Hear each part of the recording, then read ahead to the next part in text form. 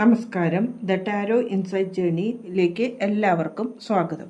ഇന്ന് നമ്മൾ നോക്കാൻ പോകുന്നത്, നിങ്ങൾ റീയൂണിയൻ ആഗ്രഹിക്കുന്ന വ്യക്തിയാണോ എങ്കിൽ ആ വ്യക്തിക്ക് വേണ്ടിയുള്ള ഒരു റിലേഷൻഷിപ്പ് റീഡിംഗ് ആണ് നോക്കുന്നത്. ഇതൊരു ജനറൽ റീഡിംഗ് ആണ്. നിങ്ങൾക്ക് റെസണേറ്റ് ചെയ്യുന്ന എനർജി മാത്രം സ്വീകരിക്കുക, അല്ലാത്തത് വിട്ടുകളഞ്ഞേക്കുക.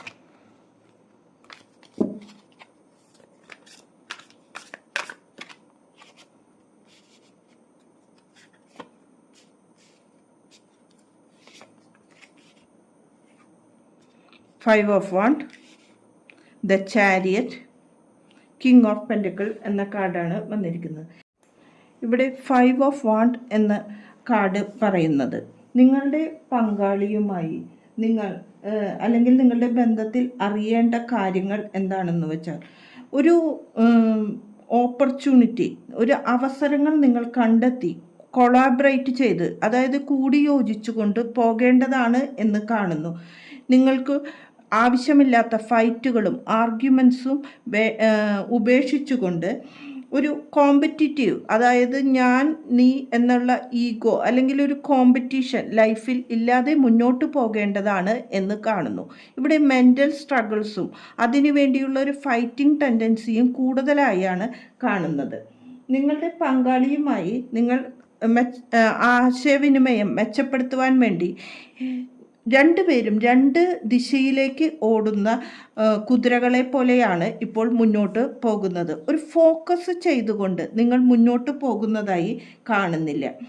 അതായത് ഒരു സെൽഫ് ഡിസിപ്ലിൻ, നമ്മൾ സ്വയം ചില കാര്യങ്ങൾ ഡിസിപ്ലിനോട് കൂടി മുന്നോട്ട് പോവുകയും രണ്ടുപേരും ഒരു ദിശയിലേക്ക് പോകുമ്പോൾ മാത്രമേ ആ ബന്ധം മെച്ചപ്പെടുത്തുവാൻ സാധിക്കുള്ളൂ.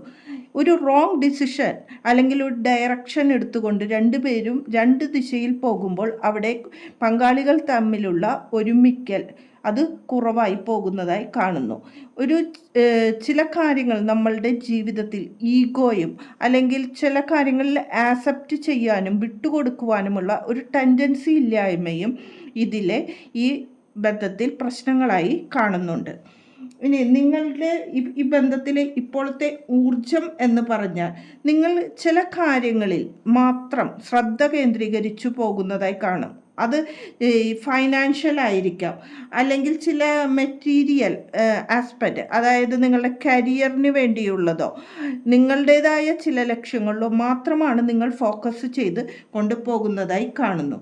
അങ്ങനെ ഒരു കാര്യത്തിൽ മാത്രം ഫോക്കസ് ചെയ്ത് കൊണ്ടുപോകുമ്പോൾ മറ്റൊരു വ്യക്തിയുടെ താല്പര്യങ്ങളും ഇഷ്ടങ്ങളും തിരിച്ചറിയാത്തത് കൊണ്ടാണ് ഈ ബന്ധത്തിലെ വിള്ളലുകൾ കൂടുതലായി പോകുന്നത്.